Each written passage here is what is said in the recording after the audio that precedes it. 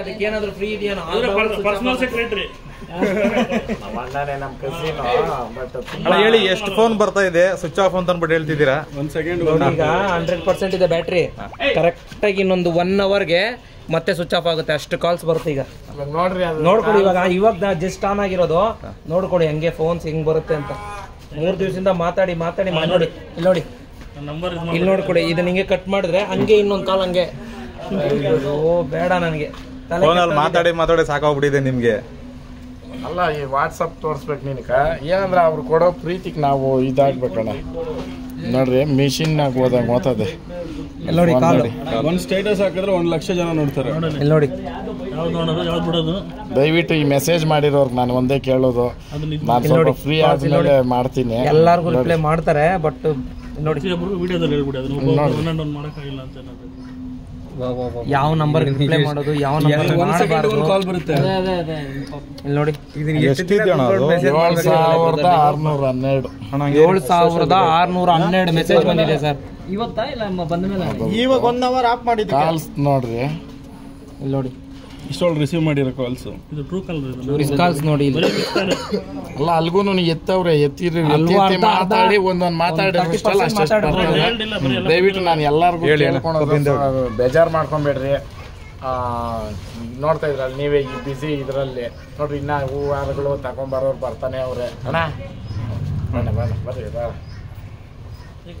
ಆಮೇಲೆ ನಮ್ಮ ಮದುಕ ಹೇಳ್ಬೇಕು, ತುಂಬ ತಾಳ್ಮೆನಿಕ ಮಾತಾಡ್ತಾರೆ. ನಮ್ಮ ಹುಡುಗರು ಎಲ್ಲರೂ ಅಷ್ಟೇ, ಯಾರು ಫೋನ್ ಬಂದ್ರೂ ಎತ್ತಿ ಆ ಟೈಮ್ ಮಾತಾಡ್ತಾರೆ. ಆ ಮಾತಾಡಿಲ್ಲ ಅಂತಂದರೆ ದಯವಿಟ್ಟು ಬೇಜಾರು ಮಾಡ್ಕೊಬೇಡ್ರಿ. ನಿಮಗೆ ಗೊತ್ತೋ ಈ ಬ್ಯುಸಿ ಶೆಡ್ಯೂಲಲ್ಲಿ ಹೆಂಗೆ ಅಂತ.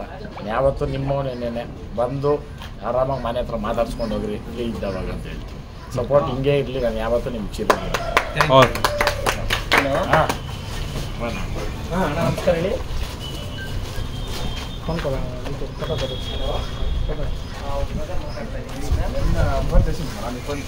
అది నా ఫోన్, దాన్ని చెప్తా ఉంటుంది.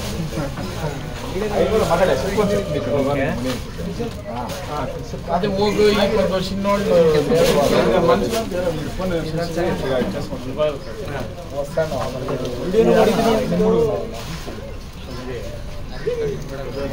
ಏನು ಪ್ರೈಸ್ ಮಾಡ್ತೀಯಾ?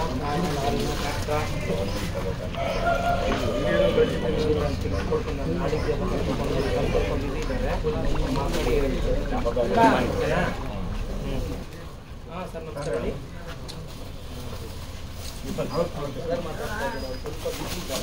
ಹೇಳಿ ಸರ್, ಎಲ್ಲಿಂದ ಮಾತಾಡ್ತಾ ಇದ್ದೀರಾ?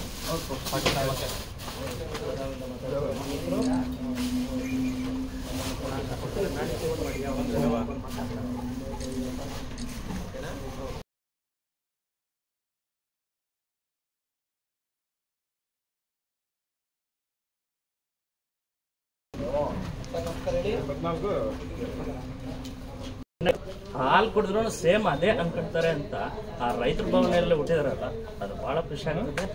ಹಂಗಾಗಿ ಬೆಳೀಲಿ, ರೈತರ ಜೊತೆ ಬೆಳೀಲಿ ಅಂತ ನನಗೆ ಈ